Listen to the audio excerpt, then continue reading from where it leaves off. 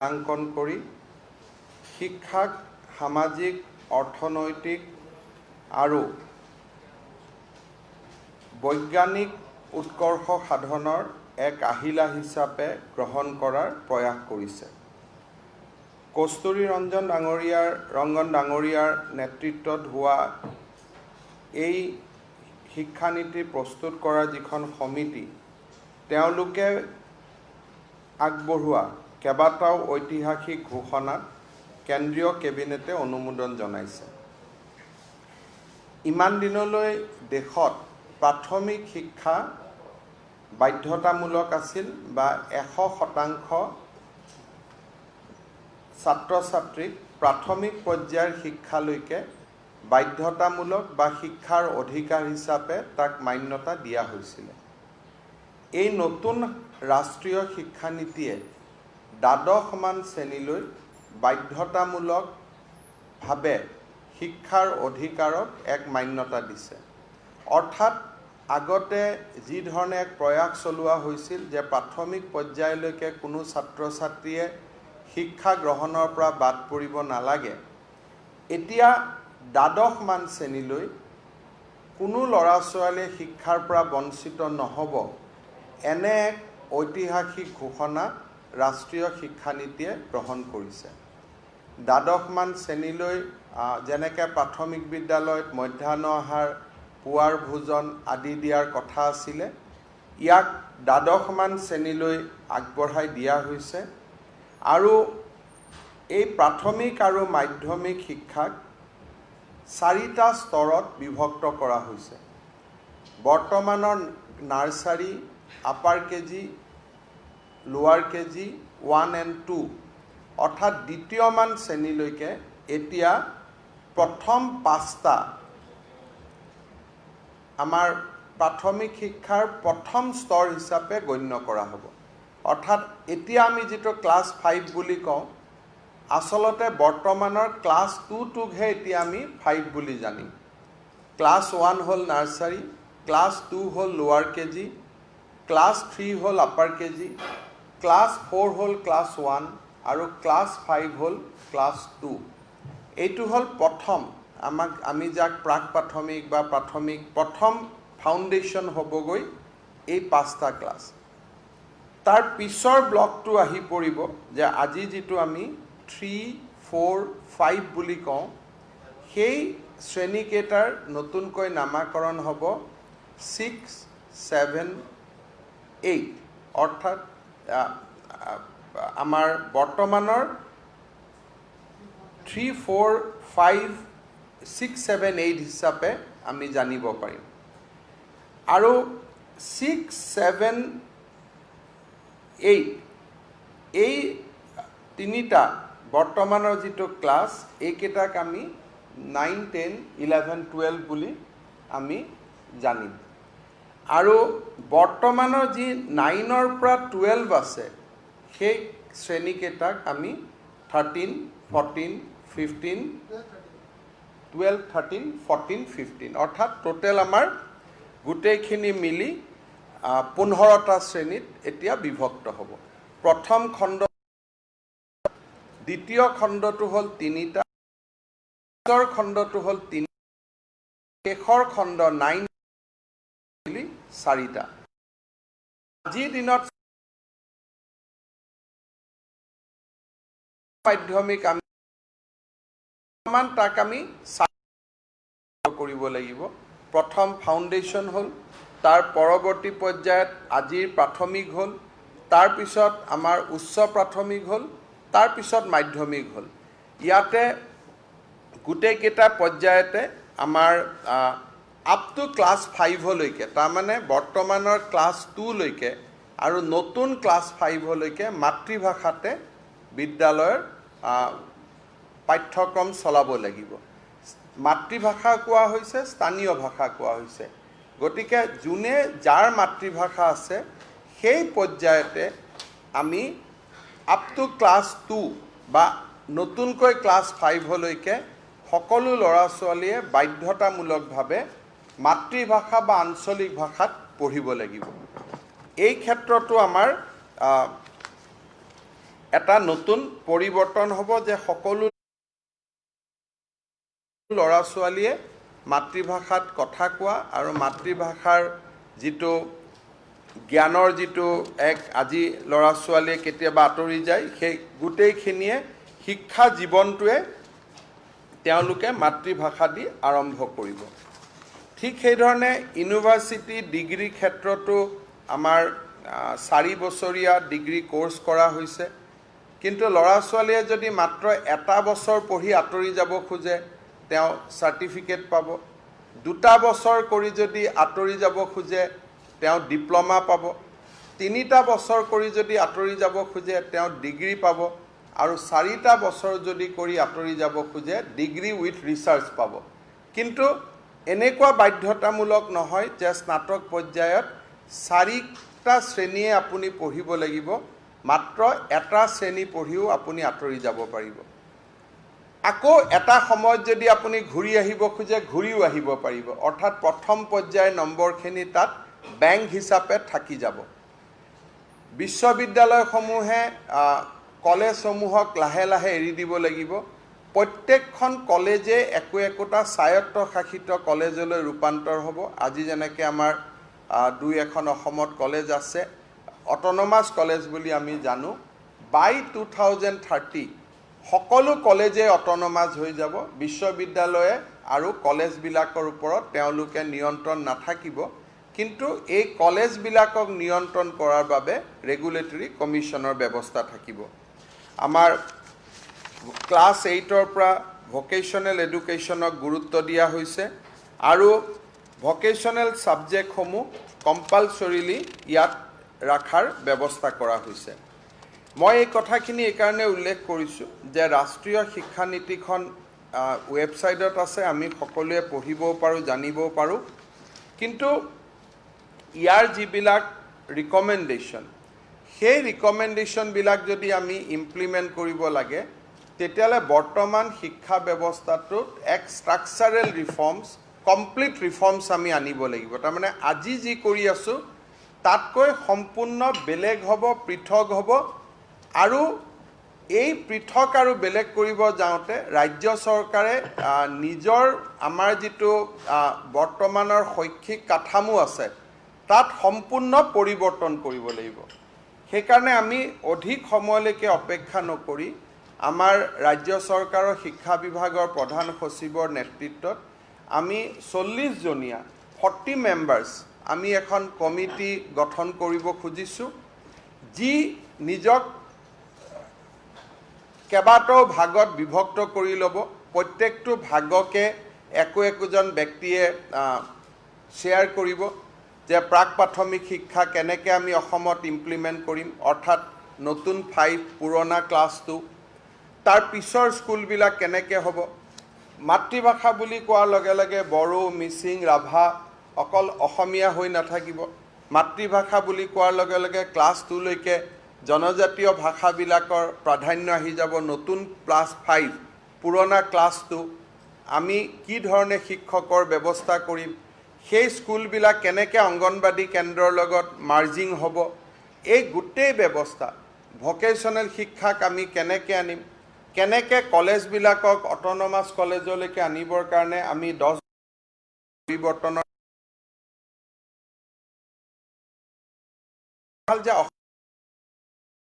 এই শিক্ষানীতিত প্ৰকাশ আমি ক্লাছ 12লৈকে টেট কৰি আছোঁ শিক্ষানীতিয়ে কৈছে যে কৰিব লাগে অসমত আমি বহুত কাম কৰি আছিলোঁ কৰিব খোজাখিনিকে বৰ্তমান কৰিব লাগে বুলি কৈছে কাৰণে আমাৰ হয়তো অলপ সহজ হ'ব কিন্তু আমি আন কথালৈকে অপেক্ষা নকৰি পোনে পোনে আমি 40 জনীয়া কমিটি এখন নিৰ্মাণ কৰিছোঁ আপোনালোকে 2-4 দিনতে তাৰ অধিসূচনা পাব তেওঁলোকে সাব গ্ৰুপ হৈ ল'ব নিজক পৃথক পৃথক গ্ৰুপ কৰি ল'ব আণ্ডাৰ দ্য অভাৰঅল যিটো প্ৰিন্সিপাল ছেক্ৰেটাৰীয়ে ছুপাৰভাইজ কৰিব আৰু আমি বাই জানুৱাৰী আমি ব্লু প্ৰিণ্টখন আনিব খুজিছোঁ যে অসমত আমি কেনেকৈ ৰাষ্ট্ৰীয় শিক্ষানীতিক আমি বলবৎ কৰিম so that আমি বহুত দিনলৈকে অপেক্ষা কৰি থাকিব নালাগে by January we want to present a blueprint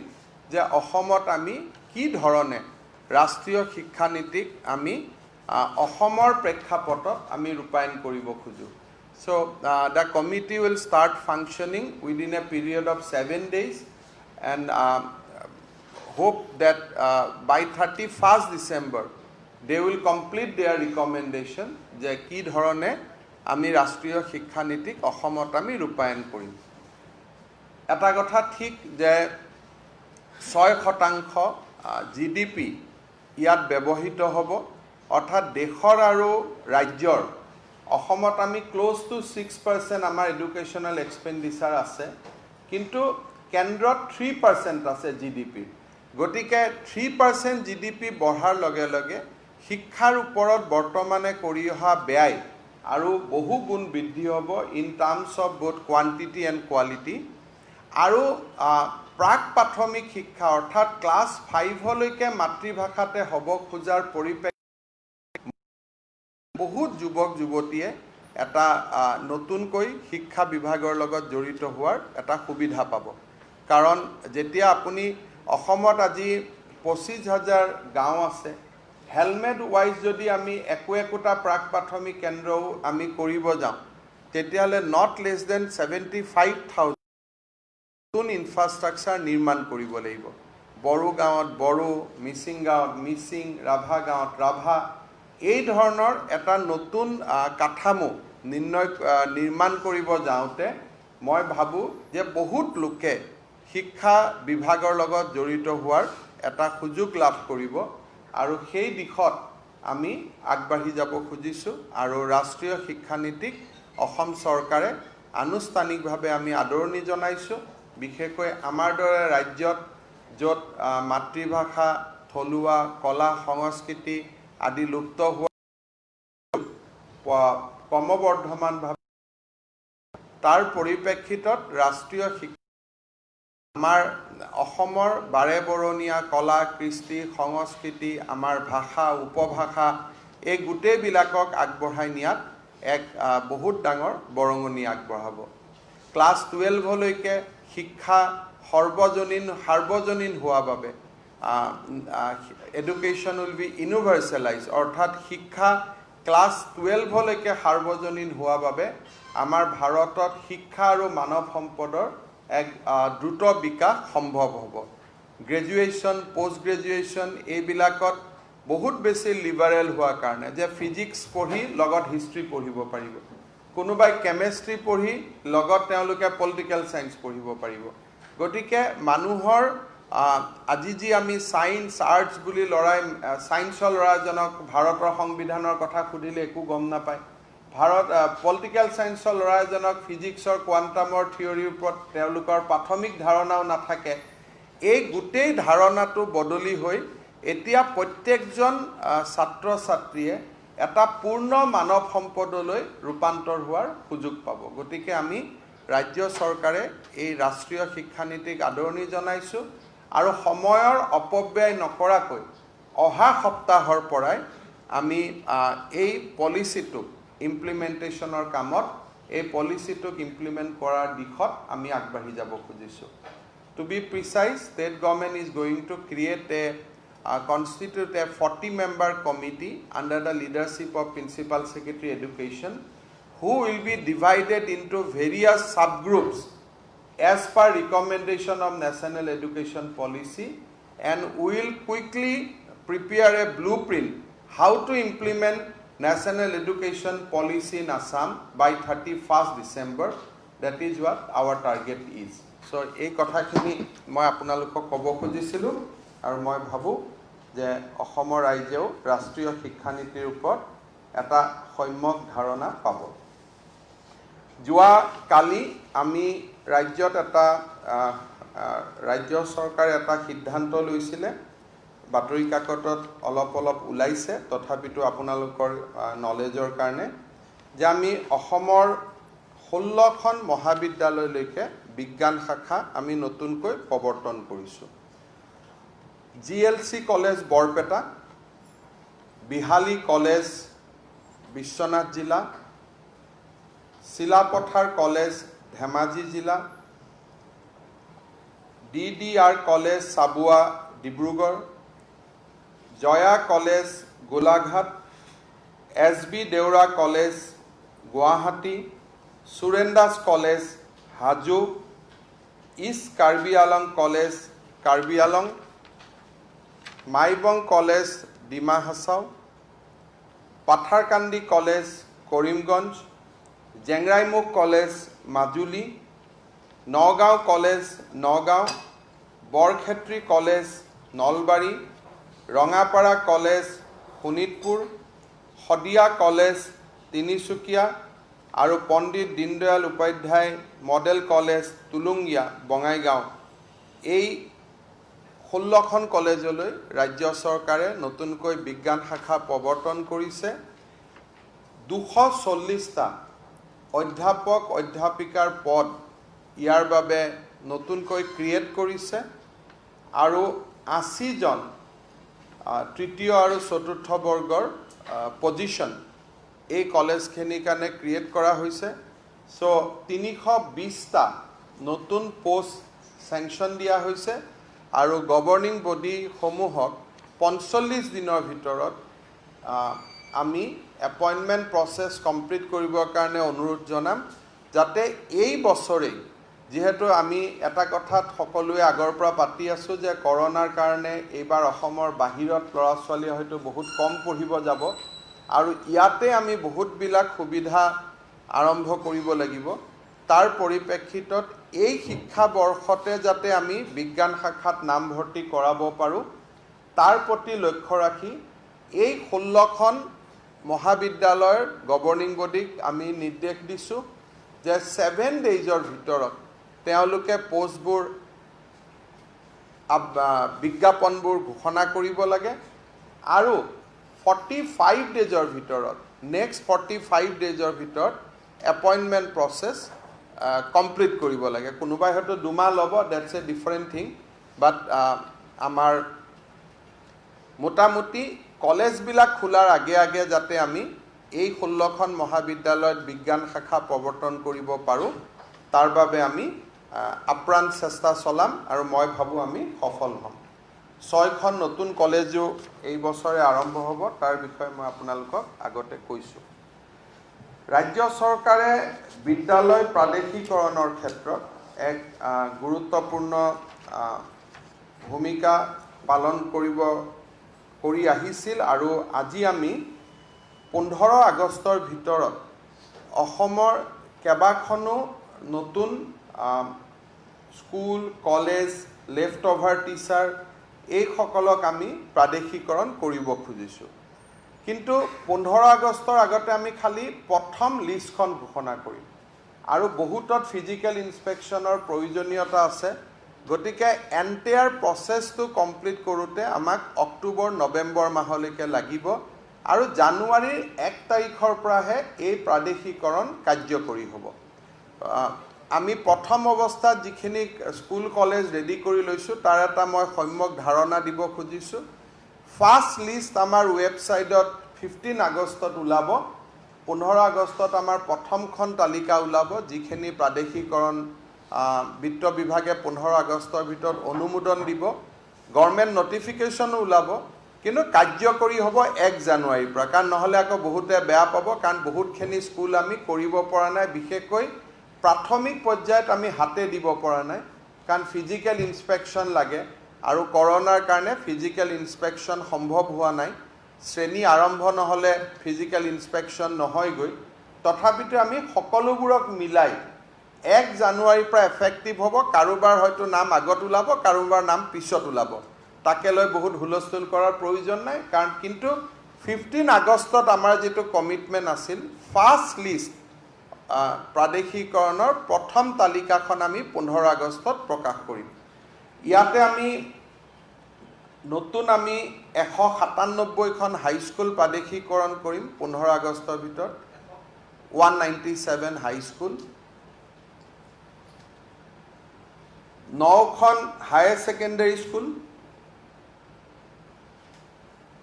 আৰু 149 আমি জুনিয়ৰ কলেজ বা আজিৰ ছিনিয়ৰ ছেকেণ্ডাৰী স্কুল, সৰ্বমুঠ 355 নতুন বিদ্যালয় under director of secondary education আমি প্ৰাদেশিকৰণৰ অধিসূচনা 15 আগষ্টৰ ভিতৰত ওলাব কিন্তু এফেক্টিভ হ'ব ফ্ৰম 1 জানুৱাৰী 2020 কাৰণ পিছত নহলে নেক্সট ব্যাচ বিলাকে ক'ব এওঁলোকে আগত পালে সেইকাৰণে সকলো এটা ডেটৰ পৰাই হ'ব ইয়াৰ ভিতৰত যোৱাবাৰ প্ৰাদেশিকৰণৰ আউটাৰ পৰা বাহিৰত থকা 414 জন শিক্ষক নতুনকৈ প্ৰাদেশিকিত হ'ব আৰু ঠিক সেই ধৰণে জুনিয়ৰ কলেজৰো এডিশনাল টিচাৰ 97 গৰাকী প্ৰাদেশিকিত হ'ব অৰ্থাৎ 3359 টোটেল মাধ্যমিক শিক্ষাত শিক্ষক শিক্ষয়িত্ৰী প্ৰাদেশিকৰণ হ'ব বাই 15 আগষ্ট 3359 3359 আৰু ইনষ্টিটিউশন ওয়াইজ 355 নতুনকৈ 30 আগতে প্ৰাদেশিকৰণৰ সময়ত বাদ পৰা আৰু বৰ্তমান পৰৱৰ্তী সময়ত কোৱালিফিকেশন অৰ্জন কৰা 690 কলেজৰ শিক্ষক প্ৰাদেশিকিত হ'ব 15 আগষ্টত 690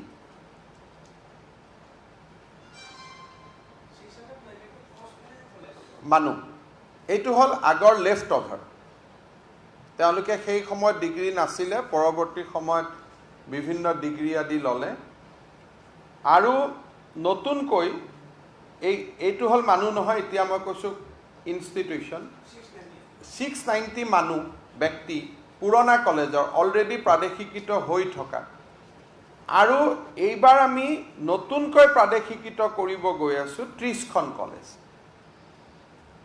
এটো 30 is a new college আৰু ইয়াত আহিব 241 total teacher আৰু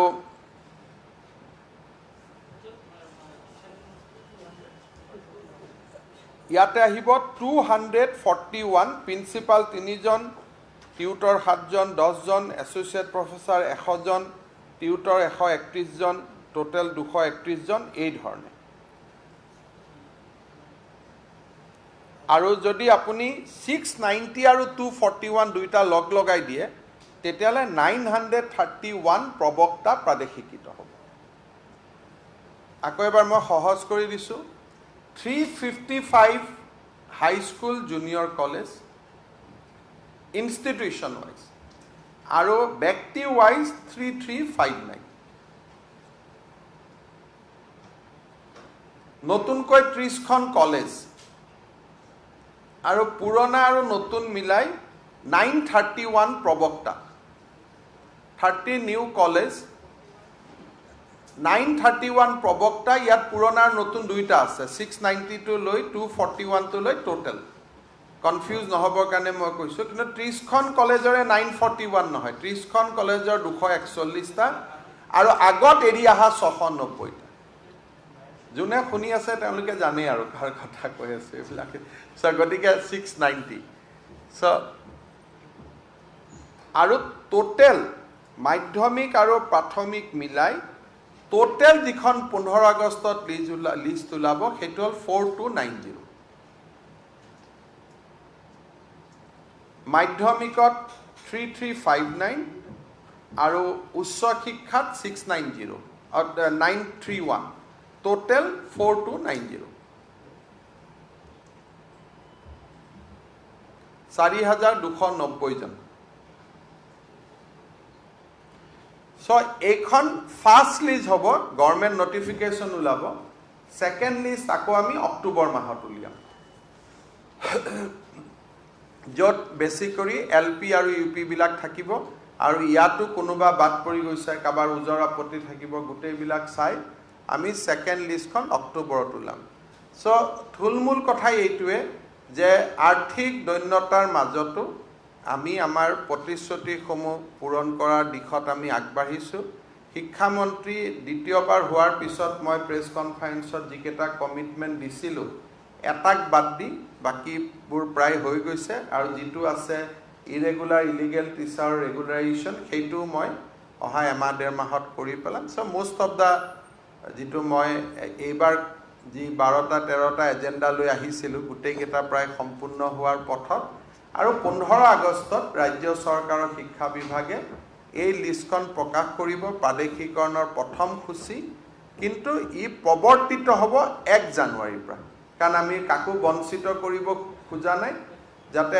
অক্টোবৰত যিখিনি প্ৰাদেশিকিত হ'ব সকলোৱে যাতে মিলি একেলগে দৰমহা পায় ইয়াৰ পিছত আৰু এটা ভাল কাম এটা আমি কৰাৰ দিশত আগবাঢ়িছোঁ সেইটো হ'ল ৰাজ্যৰ 119খন চাহ বাগিচাত প্ৰথমবাৰৰ বাবে হাইস্কুলৰ কাম আৰম্ভ কৰা যে আমাৰ চাহ বাগিচাবিলাকত হাইস্কুল কেতিয়াও নাছিলে এমিৰ পৰ্যায়তে শিক্ষা শেষ হৈ গৈছিলে এতিয়া আজি আমাৰ গড়কাপ্তানি বিভাগে নিবিদা আহ্বান কৰিছে 119খন হাইস্কুল নিৰ্মাণৰ কাম আমি 2 অক্টোবৰৰ দিনা একেদিনাই একেলগে আৰম্ভ কৰিম আৰু এইটোৰ বাবে আমি পুঁজি দিছোঁ পাৰ হাইস্কুল 1,19,00,000 টকা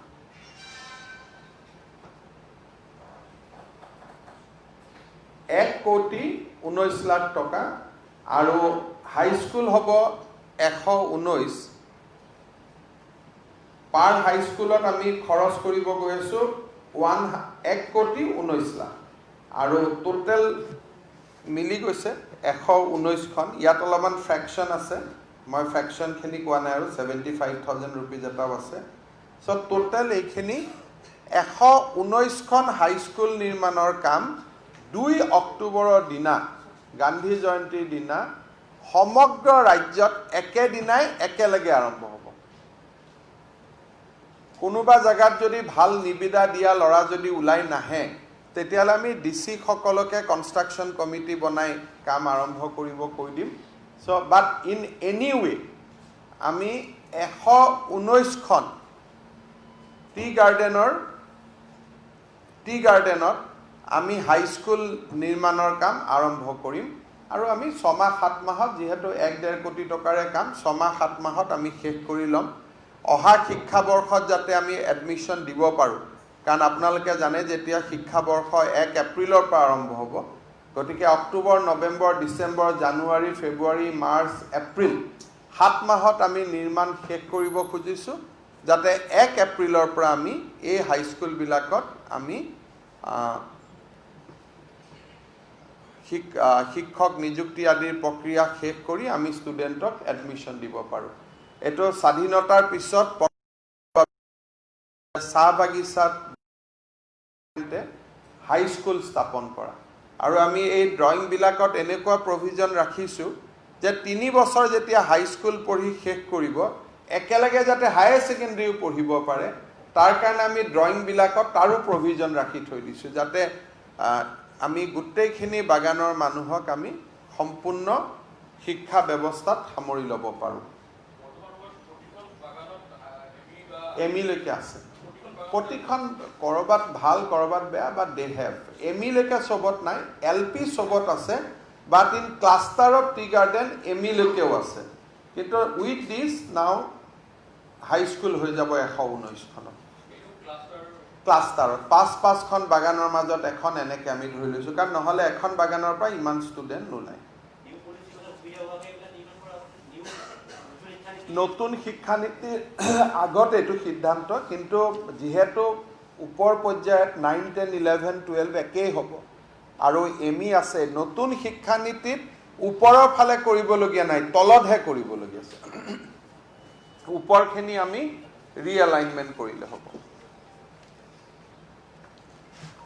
শেষত এটা মই গুৰুত্বপূৰ্ণ ঘোষণাৰে বাকী আপোনালোকৰ প্ৰশ্নলৈকে আগবাঢ়িম 1 ছেপ্টেম্বৰৰ পৰা বিদ্যালয়সমূহ খোলাৰ বাবে আমি প্ৰাৰম্ভিক চিন্তা চৰ্চা আৰম্ভ কৰিছোঁ মই প্ৰাৰম্ভিক শব্দটো এইকাৰণে কৈছোঁ যে এই ক্ষেত্ৰত চূড়ান্ত নিৰ্ণয় ভাৰত চৰকাৰে ল'ব কাৰণ লকডাউনৰ প্ৰথম যিটো ঘোষণা যে ভাৰত চৰকাৰে ক্লিয়াৰ নকৰালৈকে আমি বিশেষ একো কৰিব নোৱাৰোঁ কিন্তু যেহেতু ভাৰত চৰকাৰে 31 আগষ্টলৈকেহে স্কুল কলেজসমূহ বন্ধ থাকিব বুলি তেওঁলোকে কৈছে গতিকে আমি 1 ছেপ্টেম্বৰৰ পৰা নিজক মানসিকভাৱে সাজু কৰিব কৈছোঁ এটা কোনো ঘোষণা নহয় এটা প্ৰাৰম্ভিক চিন্তাৰ চৰ্চা আমি কেনেকৈ কৰিব খুজিছোঁ আপোনালোকক এটা আভাস দিব খুজিছোঁ 30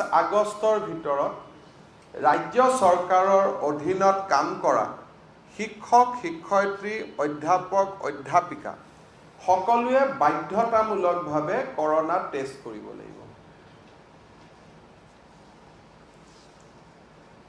তেওঁলোক যেতিয়া প্ৰথম দিনা স্কুলত যাব শিক্ষা আৰু স্বাস্থ্য বিভাগে একেলগে কাম কৰিব তেওঁলোকৰ প্ৰত্যেকজনৰে কৰোনা টেষ্টৰ ৰিজাল্ট ৱেবছাইটত থাকিব যাতে গাৰ্জেনসকলে মনত সাহস পাব পাৰে সেইকাৰণে প্ৰথম দিনাখন স্কুলত যোৱাৰ সময়ত ৰাজ্য চৰকাৰৰ অধীনত কাম কৰা প্ৰত্যেকগৰাকী শিক্ষক শিক্ষয়িত্ৰী অধ্যাপক অধ্যাপিকা চতুৰ্থ শ্ৰেণীৰ কৰ্মচাৰী সকলোৱে কম্পালসৰিলি মই ৱৰ্ডটো ইউজ কৰিছোঁ মেণ্ডেটৰিলি তেওঁলোকে কৰোনা টেষ্ট কৰিব লাগিব আৰু টেষ্টটো এনেকুৱা হ'ব নালাগে যে আজি কৰা test the test will be of the last one week 23 আগষ্টৰ পৰা 30 আগষ্টৰ ভিতৰত এই কৰোনা টেষ্ট হ'ব লাগিব নাম্বাৰ 1 নাম্বাৰ 2 ক্লাছ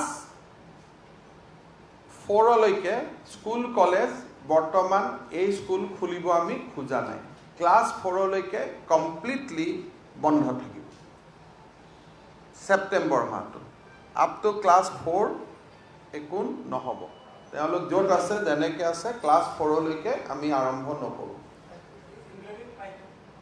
প্ৰাইভেট সব এইটো this is guideline for everybody class 4 লৈকে আমি একো নকৰোঁ 5, 6, 7, 8 এই 4টা বৰ্ষ এই 4টা বৰ্ষৰ শিক্ষকসকলে প্ৰধান শিক্ষকসকলে গাঁৱৰ খেলপথাৰ বা কোনোবা মানুহৰ যি চোতাল উইদাউট তেওঁলোকক স্কুলত আনিব নোৱাৰিব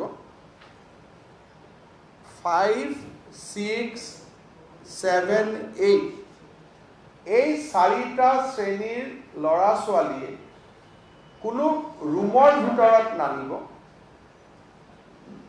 স্কুলৰ খেলপথাৰখন হওক বা গাঁৱৰ কোনোবা ডাঙৰ চোতালত হওক খেলপথাৰত হওক এওঁলোকে 4টা ক্লাছত বিভক্ত কৰি ল'ব 4টা স্থানত আৰু এটা সময়ত 15 বা ছোৱালীক দান কৰিব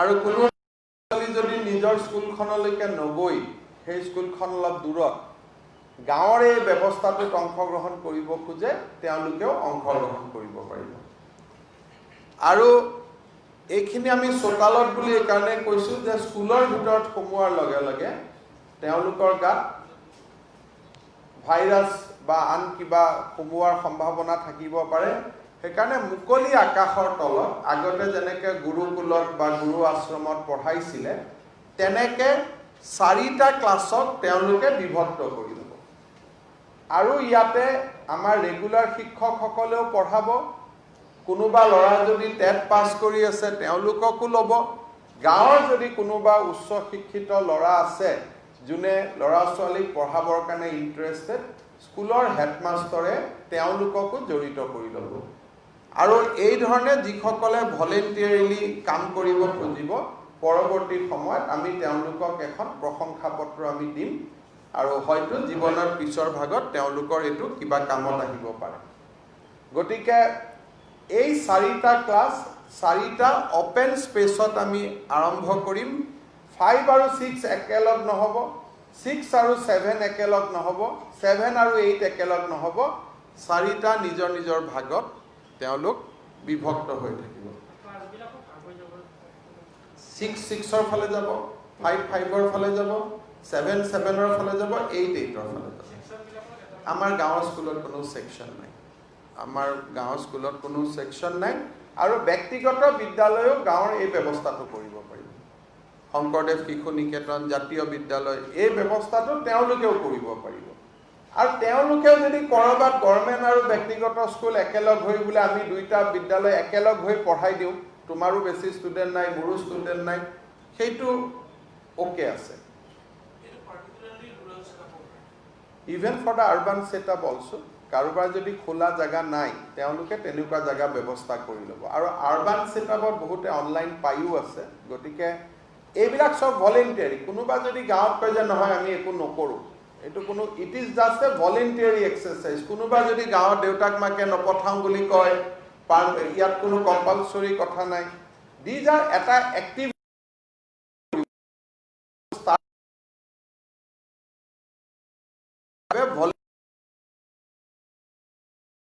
ফ'কাছ কৰিছোঁ, কাৰণ আৰ্বান এৰিয়াত মানুহবিলাক শিক্ষা পাই আছে।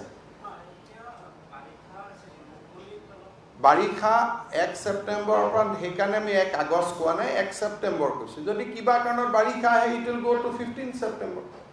চ' এতিয়া বাৰিষাৰ পৰা আমি অনুমান কৰি লৈছোঁ যে 1 তাৰিখৰ ভিতৰত আমি বাৰিষাৰ পৰা আঁতৰিব পাৰিম।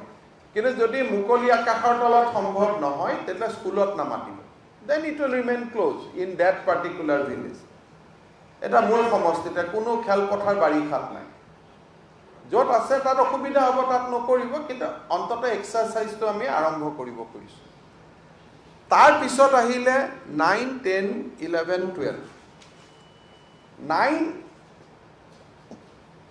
আৰু 11 এই দুটা ক্লাছ স্কুলত হ'ব 1 ছেপ্টেম্বৰৰ পৰা। 9 আৰু 11 সপ্তাহত 2 দিন এওঁলোক আহিব আৰু স্কুলতে ক্লাছ আৰম্ভ হ'ব। 9 আৰু 11 স্কুল 6 দিন চলিব, সোমবাৰৰ পৰা শনিবাৰলৈকে। 2টা দিন এওঁলোকক মাতিব। 9 আৰু 11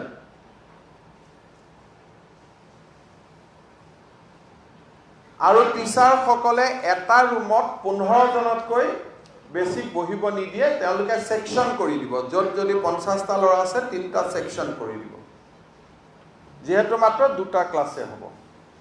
9 আৰু 11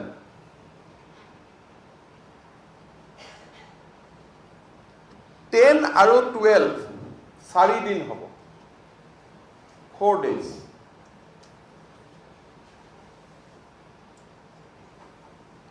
যদি সোমবাৰ আৰু শনিবাৰ 9 আৰু 11ক মাতিব, 10 আৰু 12ক মঙল, বুধ, বৃহস্পতি, শুক্ৰ মাতিব, 4 দিন। আৰু 10 আৰু 12কো এনেকে সেকশন কৰি লোৱা হ'ব। এটা ৰুমত 15 জনতকৈ নাথাকিব আৰু ডিউৰেশ্যন অনলি 2 hours, 2 ঘণ্টাতকৈ বেছি নহ'ব। 3 hours। 9টাত আৰম্ভ কৰিলে 12টাত শেষ কৰি দিব। 12টাত ক্লাছ 9টোক পঠাই তাৰ পিছতহে তেওঁলোকে 11ক মাতিব। তো 9 আৰু 11 দেখা দেখি হ'ব নোৱাৰে। ঠিক তেনেকৈ 10 আৰু 12ও দেখা দেখি হ'ব নোৱাৰে। 9এ যদি ৰাতিপুৱা কৰিব, 11এ পিছবেলা কৰিব। 10এ যদি বাকী 4 দিন 10এ যদি ৰাতিপুৱা কৰিব, 12এ পিছবেলা কৰিব। মই এটা উদাহৰণস্বৰূপে ধৰি দিছোঁ যে সোম আৰু মঙলবাৰ 9 আৰু 11, 9এ আগবেলা, সোমবাৰেও আগবেলা, মঙলবাৰেও আগবেলা, 11এ সোমবাৰেও পিছবেলা, মঙলবাৰেও পিছবেলা। 10এ বুধ, বৃহস্পতি, শুক্ৰ, শনি 10এ আগবেলা কৰিব আৰু বুধ, বৃহস্পতি, শুক্ৰ, শনি 12এ পিছবেলা কৰিব। কলেজসমূহতো 3-year ডিগ্ৰী কোৰ্চৰ ফাইনেল সেমিষ্টাৰটোৰ ক্লাছ আৰম্ভ হ'ব। Only the final semester. ইয়াত কোনোবা এজন যদি পলিটিক্যাল সায়েন্সৰ ষ্টুডেন্ট আছে তেওঁ যদি গুৱাহাটীত আহিব নোৱাৰে ঘৰ যদি নগাঁও তেওঁ নগাঁও কলেজতো কৰিব পাৰিব অধ্যাপক অধ্যাপিকাৰ ক্ষেত্ৰত হেতু নহব কাৰণ they have to stay in headquarter so অধ্যাপক অধ্যাপিকা তেওঁলোকে এটো ফ্লেক্সিবিলিটি নাপাব কিন্তু হেণ্ডিকত পঢ়া ছাত্ৰী এজনী যদি বৰ্তমান গাঁৱত আছে তেওঁ গাঁৱৰ কলেজখনতো তেওঁলোকে শিক্ষা ল'ব পাৰিব ষ্টুডেন্টৰ কাৰণে এটেন্ডেন্স কম্পালসৰি নহয় কিন্তু শিক্ষকসকলৰ কাৰণে হয় but only last semester final semester বুলি যাক আমি কওঁ 3 years degree course only final semester খিনিয়ে ক্লাস আৰম্ভ কৰিব ইউনিভাৰ্সিটি ক্ষেত্ৰত আমি একো নিৰ্দেশনা দিয়া নাই হেতু উপাচাৰ্যসকলে নিজে সিদ্ধান্ত ল'ব ৰাজ্য চৰকাৰে ইউনিভাৰ্সিটি বিলাক যেটো অটোনমাস ইনষ্টিটিউট আমি তেওঁলোকক একো নিৰ্দেশ দিব খোজা নাই এতিয়া এই গোটেই নিয়মখিনি সোমবাৰে আমি ওয়েবসাইটত দিম কোন দুটা ওয়েবসাইটত থাকিব এডভাৰটাইজত আপোনালোকক টিভিত আমি ট্ৰিকাৰত দি দিম ssa.assam.gov.in এটা SOP school planning assam.gmail.com এই দুটা ট্ৰিকাৰ বিলাকত পাই যাব এই SOP খনৰ আমি ওয়েবসাইটত দিম আৰু ৰাইজে যি পৰামৰ্শ দিব খোজে 20 আগষ্টলৈকে ৰাইজৰ পৰামৰ্শ আমি গ্ৰহণ কৰিম আৰু আমাৰ নীতি নিৰ্দেশন কোনো কঠোৰ নহয় ৰাইজৰ যি আমি পৰামৰ্শ পাম বিভিন্ন শিক্ষাবিদ সংগঠন শৈক্ষিক সংগঠন এখেতসকলে যি পৰামৰ্শ আৰু দিব সেই পৰামৰ্শৰ ওপৰত আমি কিবা যদি সলনিও কৰিব লাগে আমি সলনি কৰিম অৰ্থাৎ আজি মই যিখিনি কলো এখন গভৰ্ণমেণ্ট অধিসূচনা নহয় পৰামৰ্শ এই পৰামৰ্শখিনি সোমবাৰে ওয়েবসাইটত আমি প্ৰদৰ্শন কৰিম 20 আগষ্টলৈকে ৰাইজে মতামত দিব আৰু 21 আগষ্ট তাৰিখে আমি প্ল্যানিংটো ৰেডি কৰিম কিন্তু ভাৰত চৰকাৰৰ অধিসূচনাৰ কাৰণে আমি ৰখিব লাগিব আৰু কৰোনাৰ পৰিবেশটো আমি মনিটৰ কৰিব লাগিব যদি কৰোনা বাঢ়ি যায় তেতিয়ালৈতো আমি আকৌ পিছত যাব লাগিব কিন্তু যদি আজিৰ স্থিতিত কৰোনা থাকে গ্ৰাম্য অসম যেহেতু কৰোনাৰ পৰা প্ৰায় মুক্ত হৈ আছে গতিকে আমি হয়তো আগবাঢ়ি যাম কিন্তু যদি কৰোনাৰ স্থিতিৰ পৰিৱৰ্তন হ'ল ই যদি তললৈকে গ'ল বা আৰু বহুত লোক বেমাৰত হ'ল বা গাৰ্জেন ষ্টুডেন্ট খিনিও বহুত আপত্তি কৰিছে তেতিয়া আমাৰ কৰিবলগীয়া আমি আগ নাবাঢ়ো বা কেন্দ্ৰীয় চৰকাৰৰ আমি অনুমোদন যদি নাপাওঁ তেতিয়াও আমি ৰখি দিম আৰু এমাহ অপেক্ষা কৰিম কিন্তু সেপ্টেম্বৰ নহলেও 1 অক্টোবৰত হলেও এই ব্লুপ্ৰিণ্টখনেদি আমি আগবাঢ়িব খুজিছো গতিকে এইখন আমি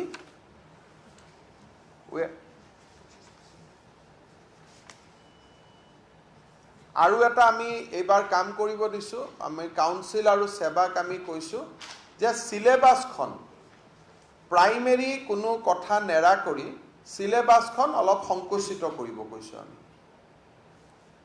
সিলেবাস ফৰ দা দুটা ধৰণে আছে এটা সিলেবাস সংকুচিত কৰিব পাৰে নহলে পৰীক্ষাত বহুত অপচন দি দিব পাৰে যে পঢ়া সিলেবাসখিনিৰ ভিতৰটো ল'ব পাৰে সো সেৱা আৰু কাউন্সিলত এই দিশটো আমি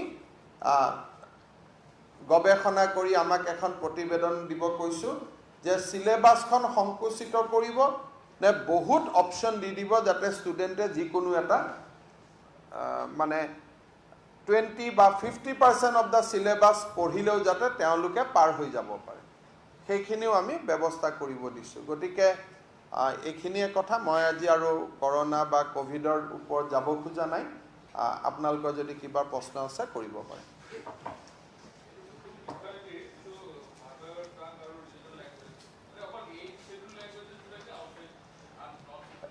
এডুকেশ্যন পলিচিয়ে কৈছে যে সকলো ভাষা গতিকে একেবাৰে নৰেন্দ্ৰ মোদী ডাঙৰীয়াৰ কথা হ'ল যে লুপ্ত হ'ব খোজা ভাষাখিনিও যাতে আমি লুপ্ত হ'ব নিদিওঁ কাৰণ ভাষা এটা লুপ্ত হোৱাটো অতি দুৰ্ভাগ্যৰ কথা সভ্যতাৰ শেষ হোৱা ধৰণৰ কথা সেইকাৰণে কোনোবা এটা যদি এনেকুৱা আমাৰ ভাষা আছে যিটো ভাষা মাত্ৰ 100 জনে এখন গাঁৱত কয় তেতিয়ালে এটো যেটো স্থানীয় শিক্ষক হ'ব গতিকে সেই ভাষা দিয়ে তেওঁ ইনিচিয়েল ক্লাছ 2 লৈকে পঢ়িব বা নতুন শিক্ষা নীতিলৈকে ক্লাছ 5 লৈকে পঢ়িব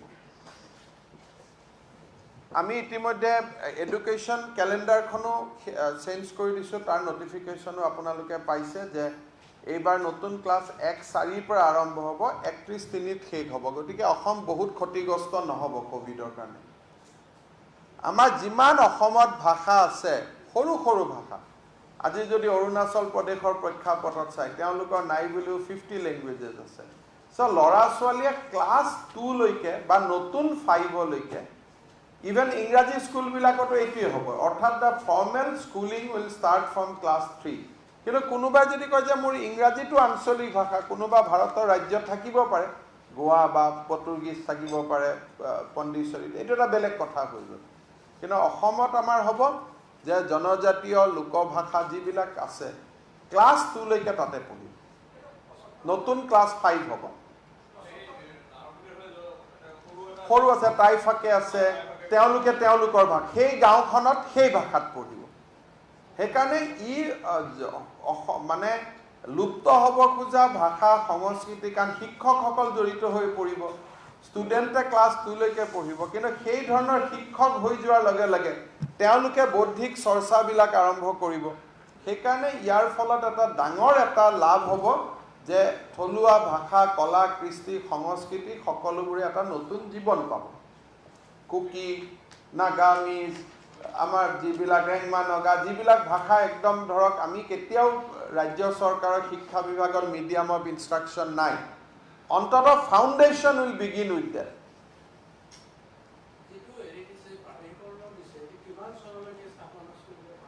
যিটো আমাৰ আণ্ডাৰ দ্য এক্ট যি এক্ট এখনটো বিধানসভাৰ আইন অনুসৰি হ'ব আইনত যিটো দিয়া হৈছে আমাৰ 2006 লৈকে স্কুলবিলাক আৰু যদি কলেজৰ ক্ষেত্ৰত ইভেন যদি পাৰ্ট 1 ক্লিয়াৰেন্সো আছে 6 লৈকে তেওঁলোকেও পাইছে গতিকে 6 চনৰ 31 ডিচেম্বৰটোৱেই মানে 31 ডিচেম্বৰ 1/1/2006 1/1/2006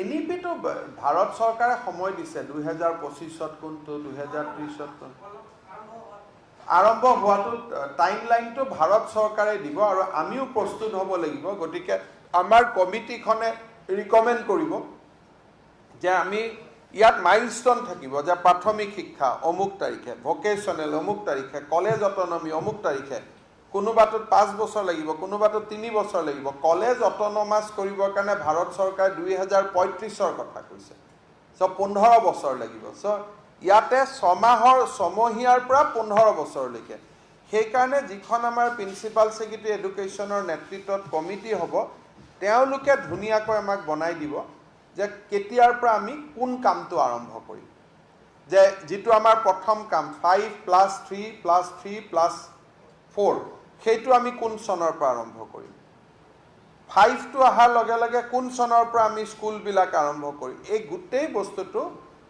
কমিটিখনে চাই দিব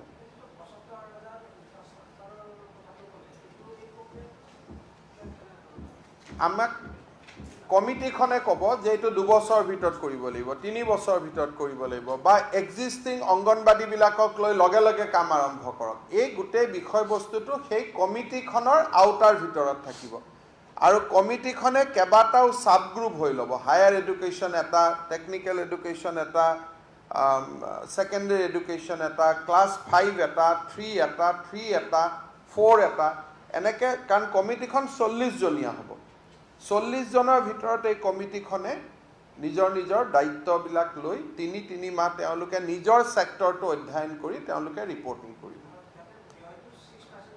6% অফ দা জিডিপি 3% আছে কেন্দ্ৰীয় চৰকাৰৰ অসমে 6% লগভগ কৰি আছে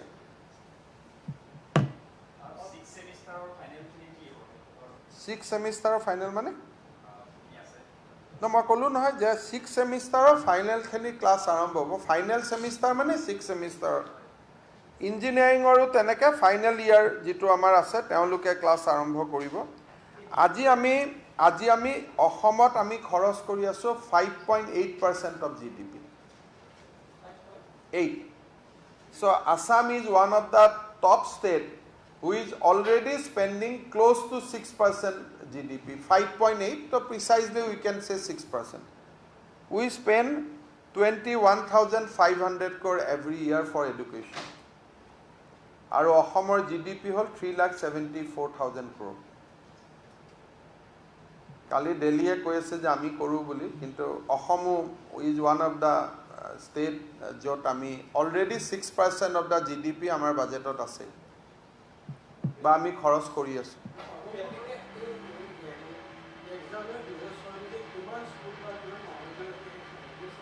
তেনেকুৱা ধৰণৰ ইয়াত এটা কথাটো হ'ল যে মহাবিদ্যালয় 30খনেই আছে আৰু নাই 1-1-6 লৈকে প্ৰথম এটা বা দুটা বা তিনিটা অনুমোদন পোৱা হাই স্কুল হয়তো থাকিব কিন্তু আমি স্কুটিনি কৰিছোঁ 10-15খন বাদ পৰিব পাৰে এলপি প্ৰায় 5000ৰ নাম আছে কিন্তু ফিজিক্যাল ইনস্পেকশন হ'ব ইনস্পেকশনৰ দিনাখন যদি ষ্টুডেন্ট নাপায় সেইখন হয়তো নহ'ব গতিকে এই কথাবোৰ এলপি আমি স্কুল কলেজ খুলিব নোৱাৰালৈকে আমি কৰিব পৰা নাই নহলে 15 আগষ্টৰ লিষ্টখনত এলপিএমই খনো আহি গ'লহেঁতেন কিন্তু এলপি আমি কৰিব পৰা নাই কাৰণ তাত এটা এক্টত প্ৰভিজন আছে যে ফিজিক্যাল ইনস্পেকশন লাগিব যাতে কোনোবা গেলামাল দোকানৰ নামতো এলপি স্কুল হৈ না যায় যেটো আগত আছিল সেইকাৰণে এইটোত আমি অলপ কেয়াৰফুল হৈ আছো কিন্তু প্ৰক্ৰিয়াটো আৰম্ভ হৈ গ'ল 15 আগষ্টৰ পৰা আমি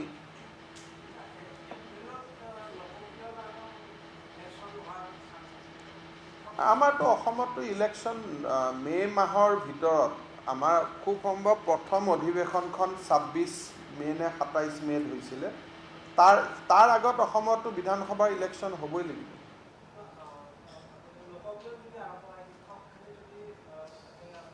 ইলেকশ্যন কমিশ্যন আৰু সেন্সাস এইটো ঠিক কৰি ল'ব এইটোৰ লগত আমি কিয় পৰো আদাৰ বেপাৰীক জাহাজৰ খবৰলৈ কি আছে ইমপ্ৰুভ কৰি আছে গুৱাহাটীত কালি পৰখি মই কৰি আছো আপোনালোকৰ গুৱাহাটীত এতিয়া আমি পিকত পাইছিলো মই যদি আপোনালোকক ক'ব খোজো মই আজি কাৰণে কৰোনালৈকে যাব খোজা নাছিলো আমি যদি জাস্ট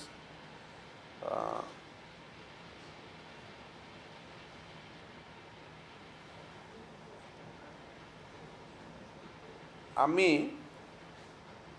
4 জুলাইত আছিলে 77 জন গুৱাহাটী আৰু এতিয়া আমি 300ৰ তলত আহিছো গতিকে মই খুব আশাবাদী যে এতিয়া আমি ডেইলি অলমোস্ট 50,000 টেষ্ট কৰি আছো এদিনত 50,000 টেষ্ট আমি কৰি আছো আৰু এই ধৰণৰ যদি টেষ্ট আমি কৰিব পাৰো তেতিয়ালে 30 আগষ্টলৈকে যেটো কয় test track isolate test track treat and isolate so সেই নিয়মত আমি খুবকৈ গৈ আছো গতিকে মইতো ভাবো যে ৰাইজে যদি সহযোগ কৰে শেষ হৈ যাব কিন্তু ৰাইজে যদি আকৌ মাস্ক নিপিন্ধা আৰম্ভ হয় কমা বুলি আকৌ ৰাইজে যদি যেনেকৈ আপোনালোক দুজন এটা বহি আছে সন্মুখতে গেপ কৰক এইটোকে সো ৰাইজে যদি আকৌ মাস্ক নিপিন্ধা আৰম্ভ কৰে তাৰ পিছত আকৌ আমাক কথা ক'লে লাভ নহ'ব তেতিয়া আকৌ লকডাউন কৰিব লাগিব যদি ৰাইজে এতিয়া যোৱা 2 সপ্তাহ লকডাউন কৰাৰ কাৰণে আজি এটা গুৱাহাটীখন ইমপ্ৰুভ হ'ল আৰু এইবাৰ গুৱাহাটীত বহুত মানুহে মাস্ক বা এটা সোশ্যাল ডিসটেন্স মেইনটেইন কৰিছে সেইটো যদি মেইনটেইন কৰি থাকে 30 আগষ্টৰ ভিতৰত আমাৰ বহুত ভাল হ'ব কিন্তু যদি আকৌ একে কৰি দিয়ে তেতিয়ালে আকৌ য'ত আছিল এটো লুডু গুটিৰ দৰে 99 লৈকে গ'ল হাপে খাই দিলে আকৌ তলত নামি আহিলে গতিকে 15 আগষ্টলৈকেতো আমি কৈছো যে প্ৰত্যেক সোমবাৰ মঙ্গলবাৰে ইন্টাৰ ষ্টেট আহা যোৱা কৰিব পাৰিব প্ৰত্যেক সোমবাৰ মঙ্গলবাৰে ৰাস্তাৰ এফালে দোকান খুলিব পাৰিব কিন্তু সেই এফালৰ ভিতৰত জিম আদি পৰিলেও খুলিব পাৰিব গতিকে এই দুটা আমি এবাৰ ৰিলেক্সেশন কৰি দিছো যে প্ৰত্যেক সপ্তাহৰ শনিবাৰ ৰবিবাৰ কাৰফিউ থাকিব সোমবাৰৰ পৰা কিন্তু সোমবাৰ মঙ্গলবাৰে নগাঁৱৰ মানুহ যোৰহাটৰ মানুহ গুৱাহাটীত আহিব পাৰিব আৰু অফিচৰ attendance 100% night curfew will be there 6 to 6 তিনটা কালি চিফ সেক্ৰেটাৰী নোটিফিকেশন ওলাইছে এটা হল অফিস 100% এটেন্ডেন্স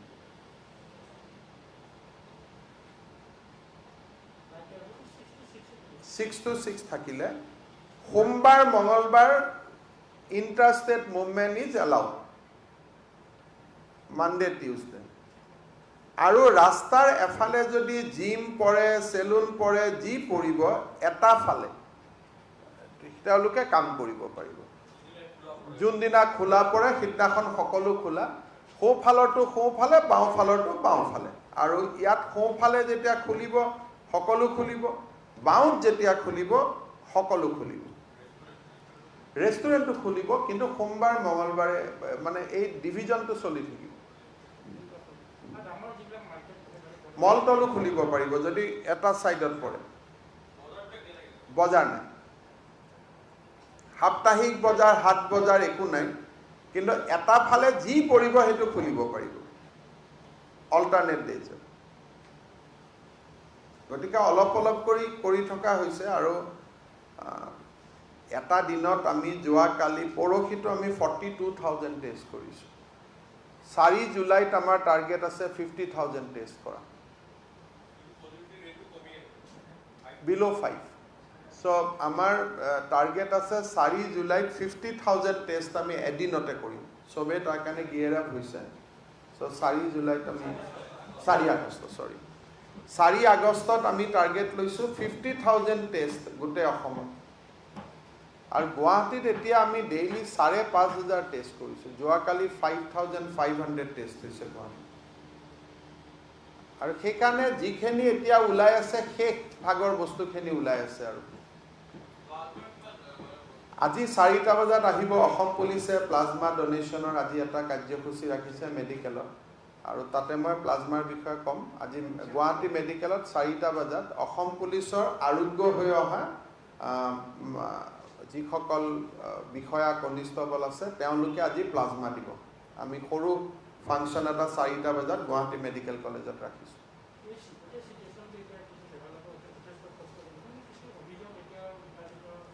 চব অভিযোগবিলাক আনফাউণ্ডেড। প্ৰথমতে অভিযোগ ওলালে যে আমি বহুত চেনিটাইজ কিনিছোঁ। টোটেল আমি চেনিটাইজাৰ কিনিছোঁ 84 লাখ।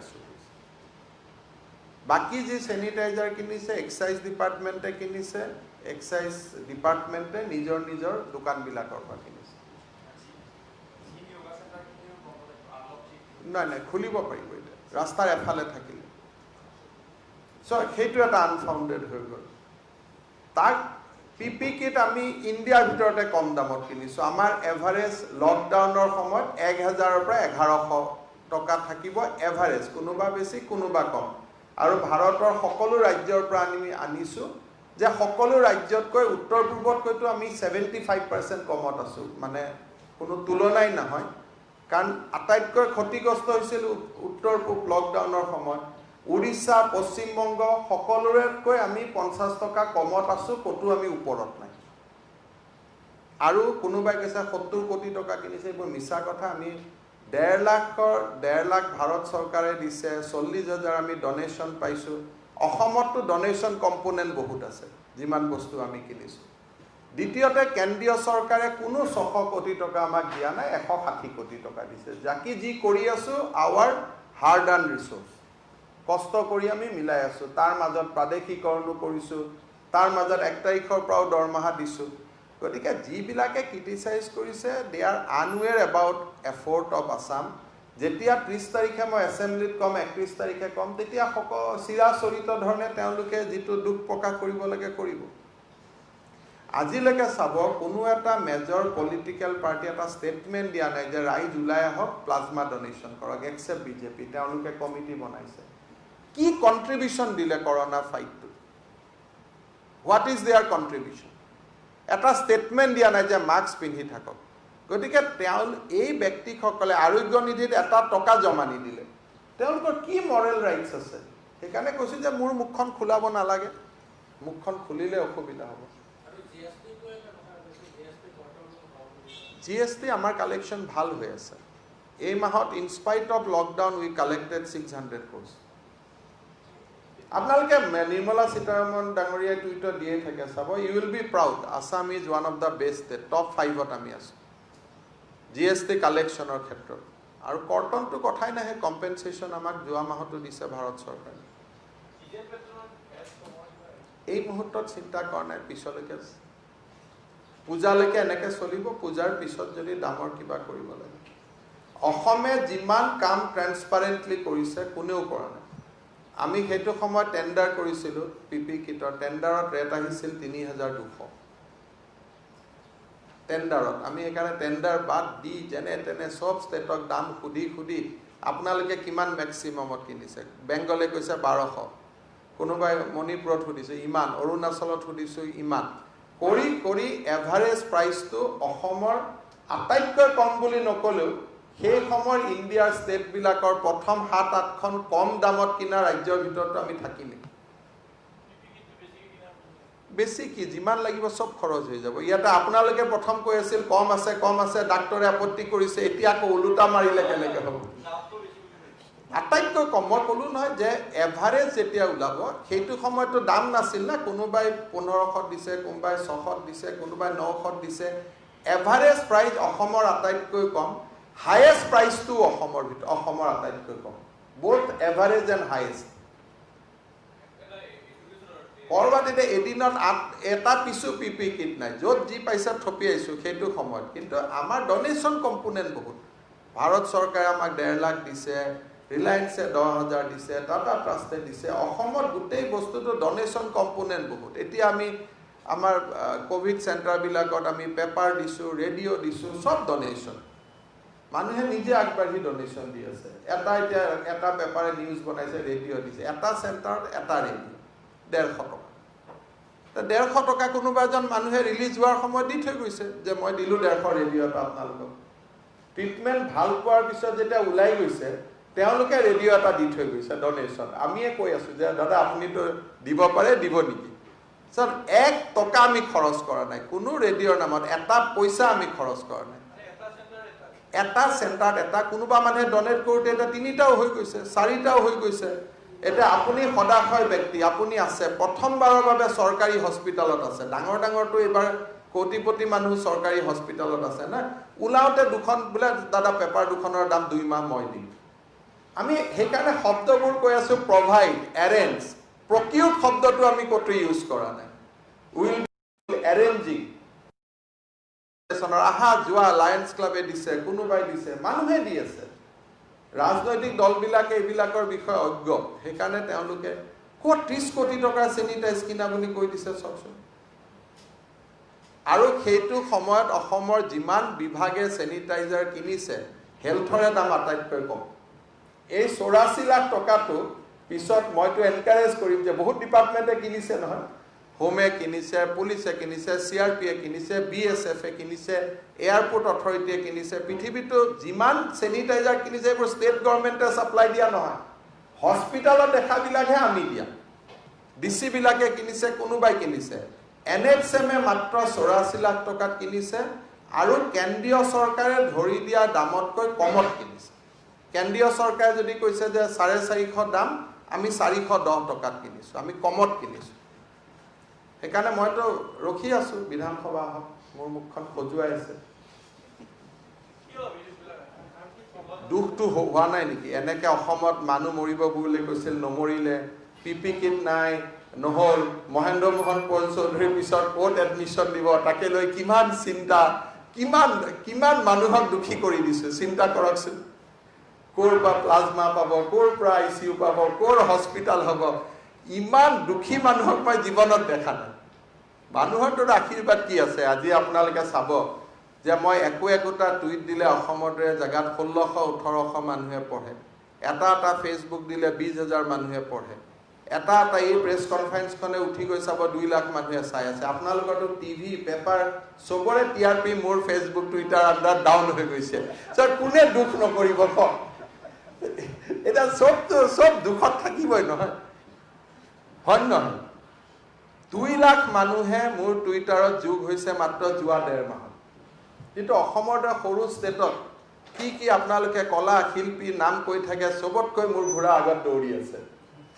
কিন্তু দুখটো পাবই না it is by public service কোনো ইয়াত পলিটিক্স নহয় হিন্দু মুছলিম বৌদ্ধ জৈন খ্ৰীষ্টিয়ান কোনো মানুহে ক'ব নোৱাৰে যে কিবা ডিছক্ৰিমিনেশ্যন হৈছে কলাপছ কৰিলে যিবিলাক মানুহে সুখ পালেহেঁতেন সিহঁতৰ সুখটো দিব পৰা নাই সেইটোৱে প্ৰথম ক'লে কৰোণা বেমাৰে নহয়, যিকেইটাই ক'লে গোটেইকেইটা হস্পিটেলত আহিলে।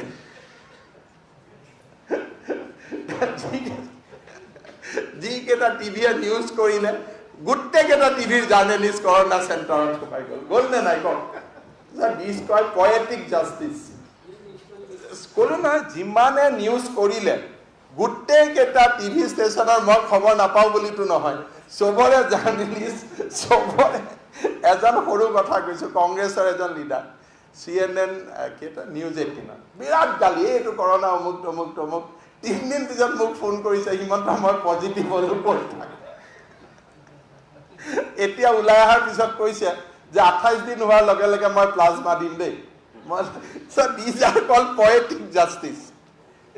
এইবিলাক নাজানে। আৰু মোৰ জীৱনত এনেকুৱা হোৱা নাই যে আমাৰ কোনোবাই আৰু এই বয়সত গৈ চেনিটাইজাৰৰ কোনোবাই পইচা খাব, এই কথা ভাবাটো ভুল ভাই। এই যদি কোনোবাই ভাবে যে 4 মাহ মই ৰাতি টোপনি ক্ষতি কৰি দিনে ৰাতিয়ে গোটেই আমাৰ টিমটোৱে কাম কৰি আছে আৰু চেনিটাইজাৰৰ 84 লাখ টকাৰ পৰা 5 লাখ টকা কমিশ্যন খাবৰ কাৰণে, এনেকুৱা যদি মানুহৰ ব্ৰেইন হয়, তাকতো ইয়াৰ পৰাই দীঘলীয়া নমস্কাৰ কৰিব লাগিব না। অসমে কি কৰা নাই? 1 তাৰিখে দৰমহা দিছে। কোনেও মানে কেন্দ্ৰীয় চৰকাৰে 150 কোটি টকা দিছে, তাৰ ওপৰত আমি গোটেই চলাইছোঁ। কোনো ষ্টেটে 2000 টকাকৈ বাহিৰত কাম কৰি থকা মানুহক দিয়া নাই। বিহাৰে 1000 দিছে। এনেকুৱা এটা হৈ গ'ল, সিদিনাখন এজন মানুহ আয়ুৰচুন্দ্ৰা হস্পিটেলত আছে, মোক তাৰ পৰা ফোন কৰিছে যে মোৰ ঘৰত 2000 টকাৰ বস্তু গৈ পোৱা নাই বুলি। মই আপুনিতো আয়ুৰচুন্দ্ৰা ডেইলি 5000 টকা দি আছে। চ' 3 লাখ মানুহৰ ঘৰত আমি 2000 টকাৰ খোৱা বস্তু পৌঁছাইছোঁ। কোনোবাই ক'ব পাৰে কম বেছি, মইতো নিকিনো, DC বিলাকে কিনিছে। কিন্তু আজি অসমে যিমান কাম কৰিছে, যেতিয়া মোৰ নৱেম্বৰত বা ডিচেম্বৰত ভগৱানে হৈ যোৱাৰ পিছত ইয়াৰ ওপৰত কিতাপ এখন মই লিখিম, এইটোতো এটা মানে মানৱ ইতিহাসৰ আটাইতকৈ শ্ৰেষ্ঠতম সেৱা এই সময়ত হৈছে। কোনদিনাখন এনেকুৱা ডাক্তৰ আছিলে যোনে PPE কিট পিন্ধি চিজাৰিয়েন অপাৰেশ্যন কৰি আছে? সেইবিলাক যদি আপোনালোকে পেপাৰৰ ফ্ৰণ্ট পেজত দিয়ে নহয়, পেপাৰ বেছি চলিব আজিৰ দিনত, কাৰণ মানুহ বহুত চেণ্টিমেণ্টেল হৈ আছে। অসমৰ বহুত পেপাৰ মাধ্যমৰ কথা কি, ছ'চাইটিৰ মনোভাৱটোৰ লগত কানেক্ট কৰিব নোখোজে, নিজৰ মতে চলিব খোজে, যে মোৰ মতটো ছ'চাইটিয়ে লওক। কিন্তু ছ'চাইটিৰ মতটো ল'ব লাগে। ছ'চাইটি এতিয়া কৰোণাৰ মানৱীয় দিশটোৰ ওপৰত আলোচনা হোৱাটো বিচাৰি আছে। অল নেশ্যনেল পেপাৰ, কোনো নেশ্যনেল পেপাৰে এইবিলাক কথা লিখা নাই। ক্ৰিটিচাইজ কৰিব, টকা পইচা, ৰাইজৰ টকা, এটা এটা টকাৰ হিচাপ দিব লাগিব, অডিটৰ জেনেৰেল আহিব, AG অডিট হ'ব, সেইবিলাক হ'ব। কিন্তু এই মুহূৰ্তত মানুহে জানিব খোজে প্লাজমা কোনে ডনেট কৰিলে, কোনে ইনজেকশ্যন পালে, কেইজন মানুহ ICUত আছে, কোন ডাক্তৰে প্লাজমা ল'লে, ডিউটি কৰিলে, আকৌ আহি ডিউটিত কৰিলে। মানুহে এই মানৱীয় এংগলবিলাক জানিব খোজে। মই আপোনালোকৰ সম্পাদকসকলক মই ধন্যবাদ জনাইছোঁ বা তেওঁলোকৰ বুদ্ধিমত্তাক মই সন্মান জনাইছোঁ। কিন্তু ক'ৰবাত অলপ চিন্তা কৰি চাবচোন যে ডিছকানেক্ট হৈ আছে নেকি। এইবিলাক নিউজ মানুহে ভাল নাপায়। মোকতো বহুতে কৈছে, এই দাদা এইবিলাক কি নিউজ আপুনি ৰিয়েক্ট কৰি থাকে। বহুতে উল্টাই মোক গালিহে দিছে। যি নহওক, সুধিলেতো ক'ব লাগিব, নুসুধিলে মই চব গম পাওঁ, চব গম পাওঁ। একদমেই নাই, একদমেই নাই। মানৱৰ কামত যদি কোনোবাই বিয়া এখন কৰে, লাষ্টৰ বাতিকেইটাত মাংস কম আহেনে নাই? নাহে। লাষ্টৰ বাতিকেইটাত বিলনীয়াকেইটাই খায়, কিন্তু পাব্লিকৰ যিজন লাষ্ট আহে তেওঁৰ ভাগটোত কম পৰে। খুব বেছি আপুনি কি ক'ব যে কোনোবাই খাওঁতে ভাত অলপ বেছি পালে, কম পালে, কিবা থাকিলেতো মানুহ মৰি গ'লহেঁতেন নহয়।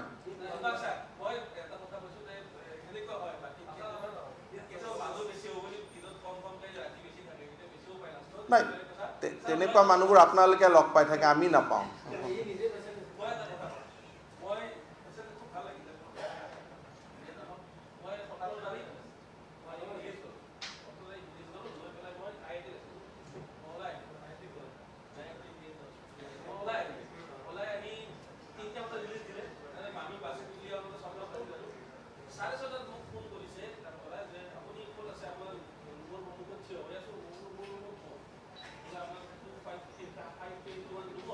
না, সেই মানুহজন কোন যিজনে ফোন কৰিছিল?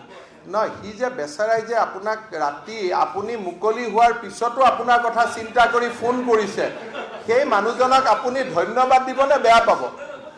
তেতিয়াহ'লে তাৰমানে চাওক, আমাৰ কৰ্মচাৰী ইমান চিনচিয়াৰ যে আপুনি মুকলি হোৱাৰ পিছতো আপোনাৰ চিন্তা কৰি আছে।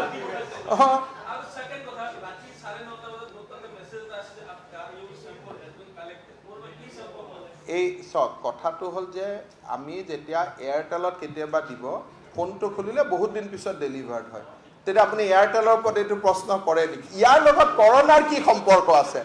আপোনালোকে যিটো আশা কৰিছে, প্ৰথম কথা আপুনি মেদান্ত হস্পিটেলত নাই, ছেকেণ্ড কথা আপুনি আমেৰিকা যুক্তৰাষ্ট্ৰত নাই, অসমত আছে। 3 লাখ মানুহক একেলগে 30,000 পেচেণ্টক ট্ৰিটমেণ্ট কৰা, ডেইলি 50,000 মানুহক টেষ্ট কৰা, এইটো কি সাধাৰণ কাম নেকি? আপোনাৰ কথাটো হ'ল কি, ট্ৰিটমেণ্টত অসুবিধা নাই, খোৱা বোৱাত অসুবিধা নাই, আপোনাৰ প্ৰশ্নটো হ'ল মই এটা SMS পালোঁ দেৰি কৰি। কেন it B A question?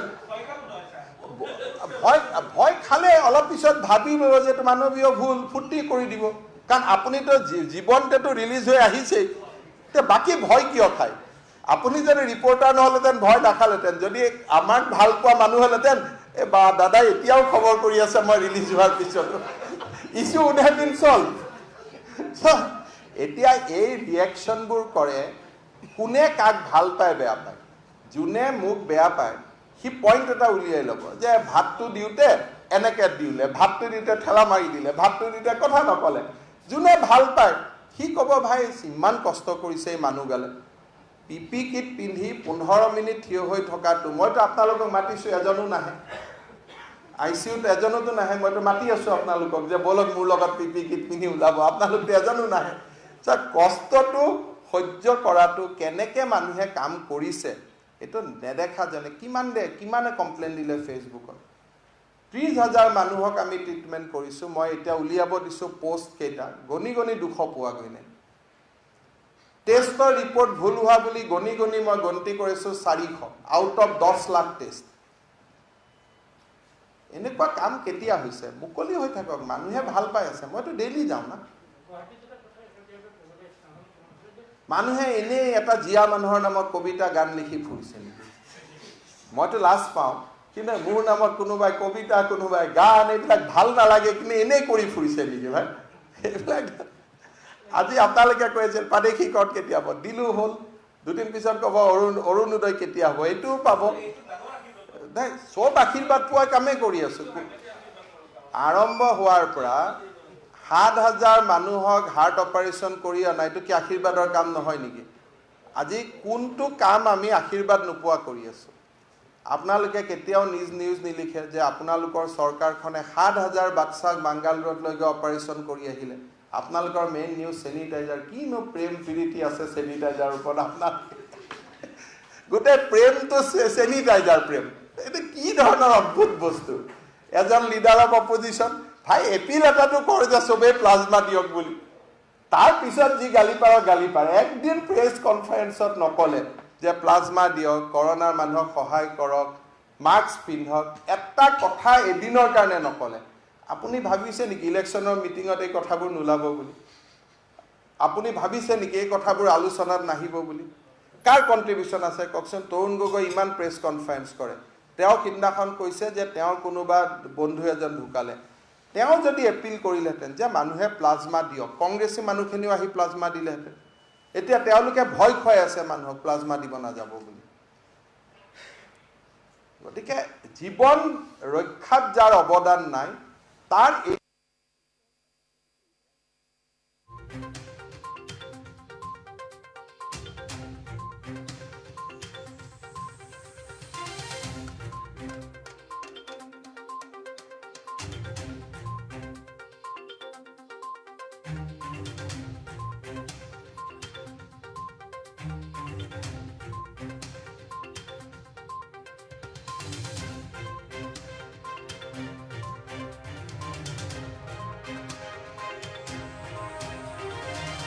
Research south কোৰিয়াত চলিছিল, তেওঁলোকে কৈছিল যে এটা ডেড চেল দেখুৱাই থাকে, মানে চেলবিলাক থাকে কিন্তু অলৰেডি ডেড, সেইকাৰণে টেষ্টত পাই যায় কেতিয়াবা যেনেকৈ মৃতদেহৰ শৰীৰত পজিটিভ পায়, কিন্তু মৰিলেতো যদি মানুহজন ঢুকালে চেলটোতো ভিতৰত ঢুকাই যাব, খোৱা নাপায়, কিন্তু 4 দিন পিছতো কিয় পজিটিভ পাব?